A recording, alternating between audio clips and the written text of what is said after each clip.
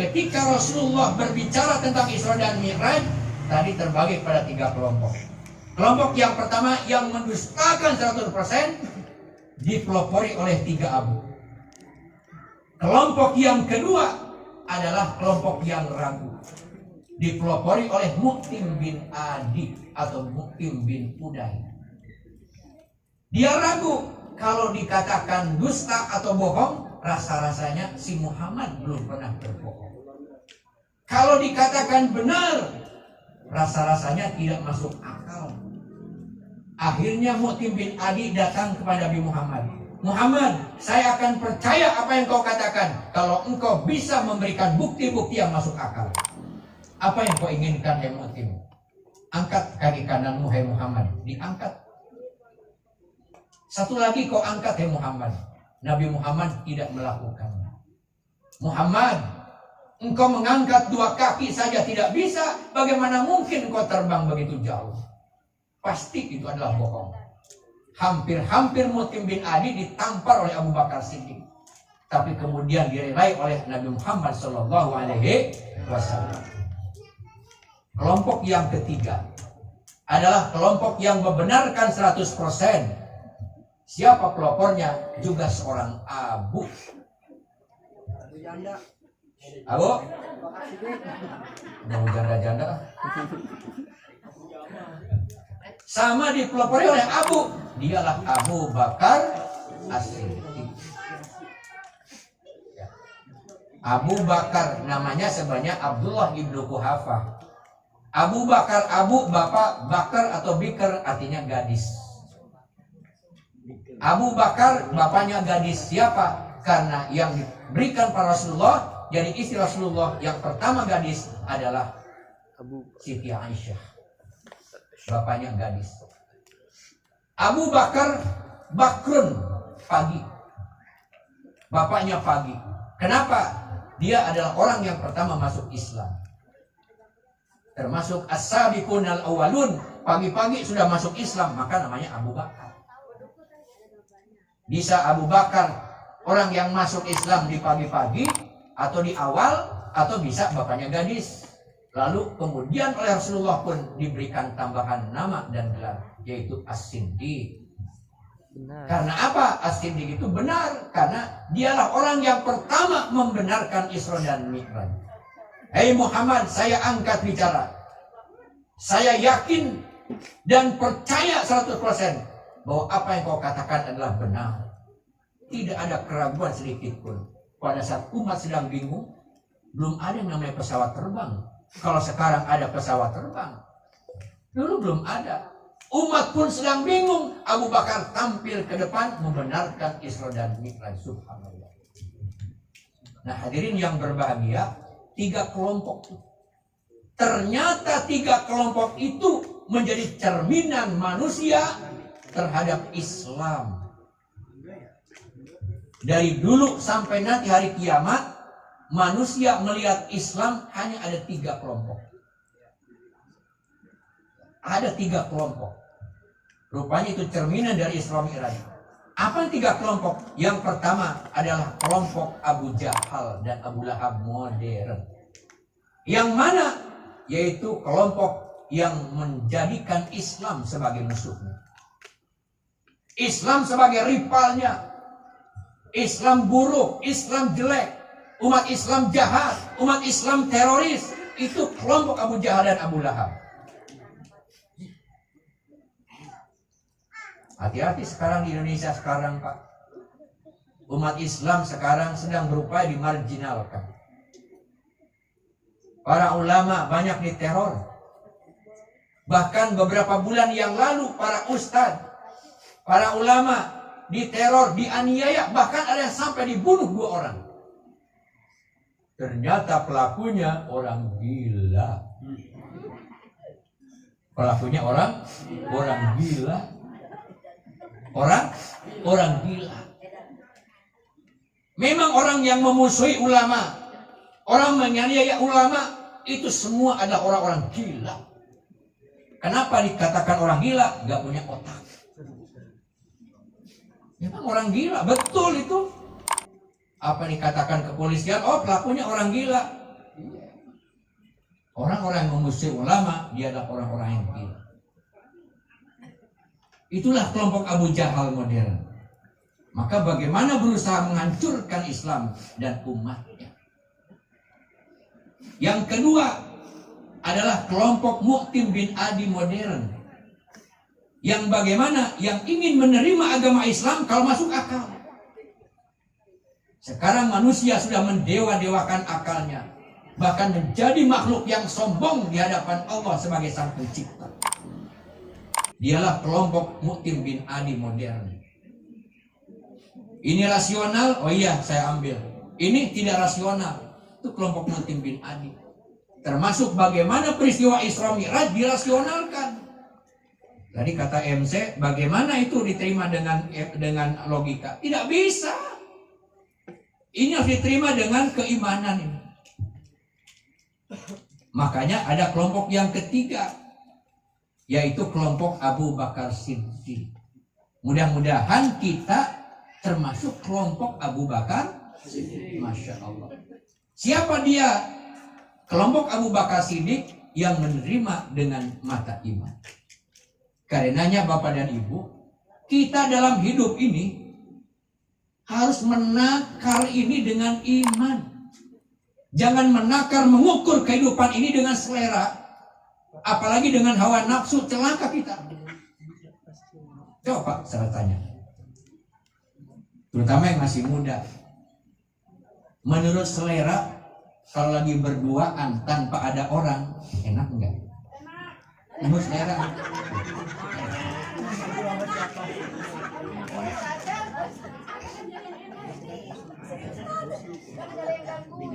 Bisa boleh tadi itu memang enak itu memang. Ya. Pacaran nggak ada orang tersembunyi, enak nggak? Menurut selera. Menurut selera kan. Lagi mojok di sana, masya Allah nikmatnya di bawah pohon jambu itu. Itu kalau yang ditanya selera. Berzina suami lagi. Laki-laki dan perempuan yang bukan suami istri. Oh, nikmat. Kalau yang ditanya siapa? Selera. Selera bagaimana? Oh, asyik.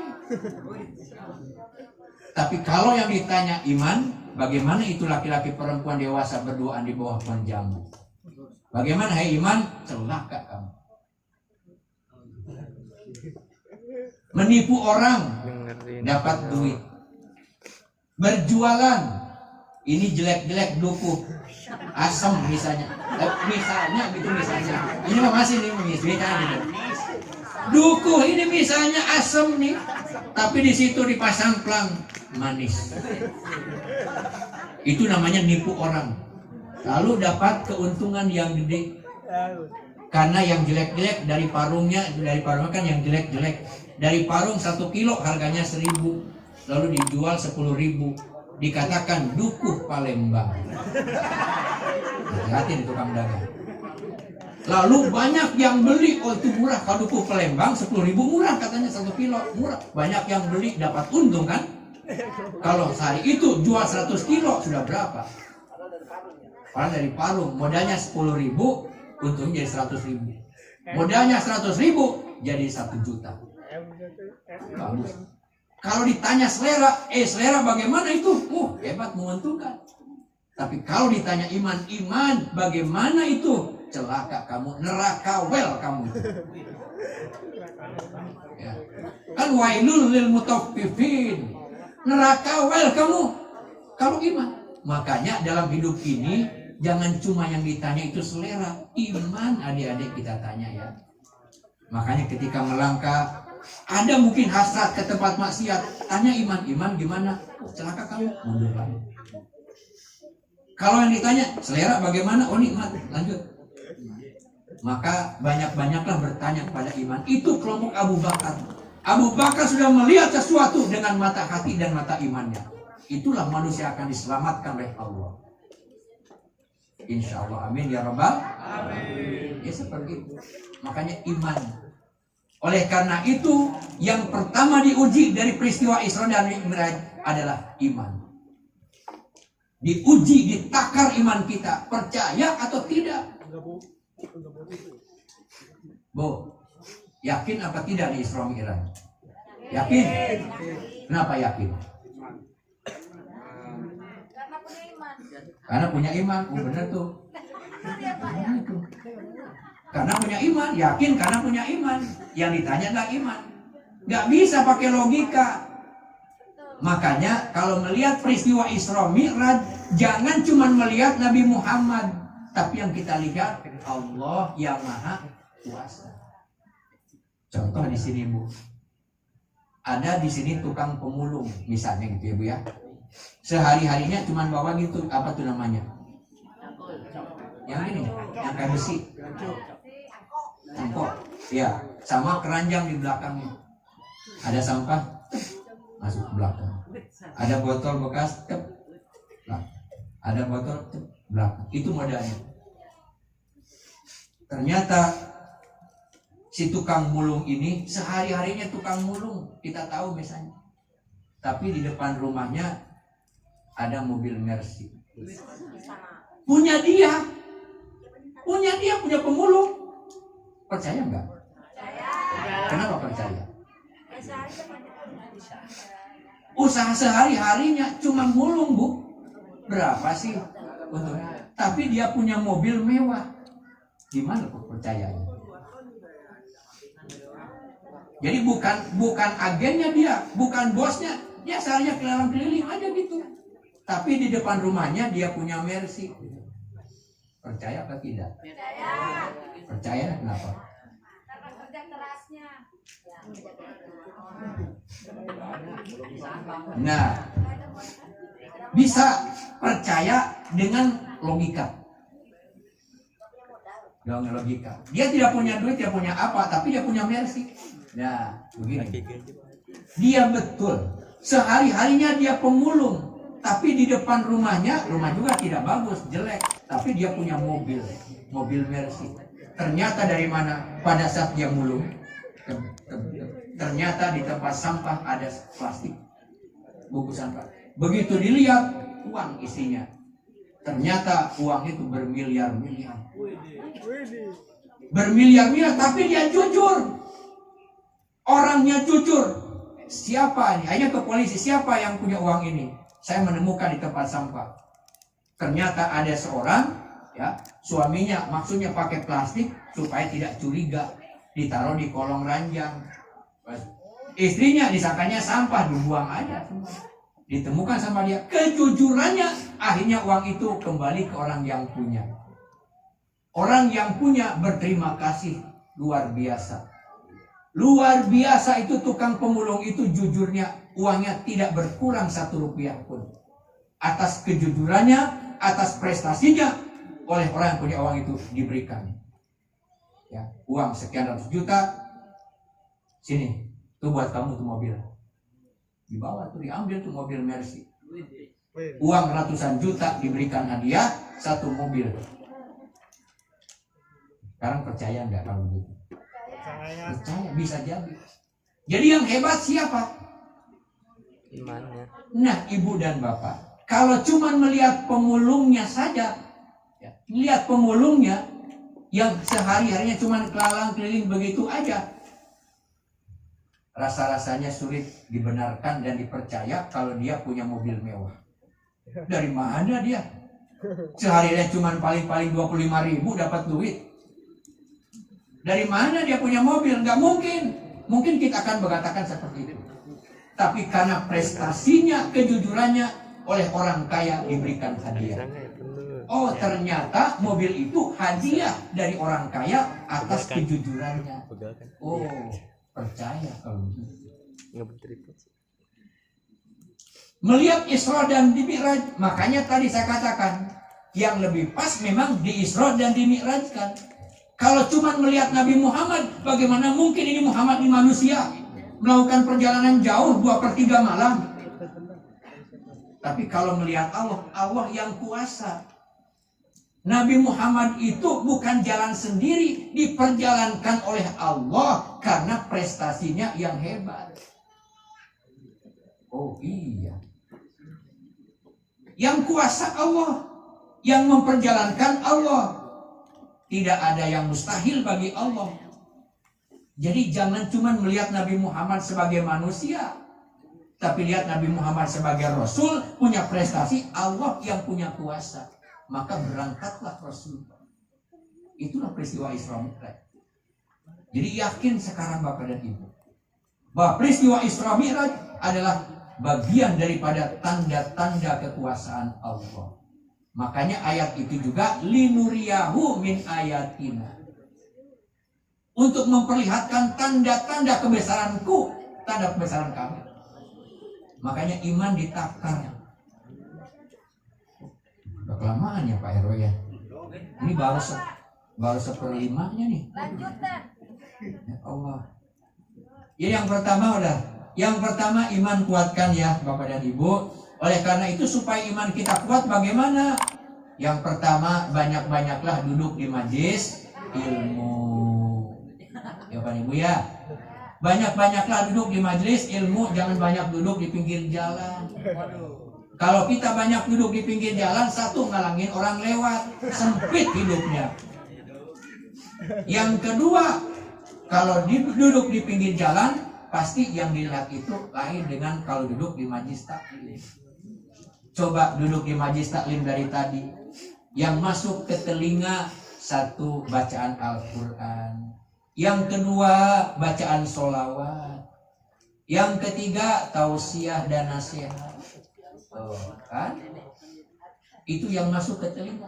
Yang terlihat, ya, yang terlihat oleh mata itu para ustadz dan ustadzah.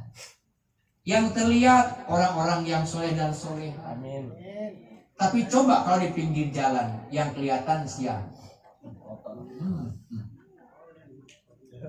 Jadi jangan banyak nongkrong di pinggir jalan Pak RW.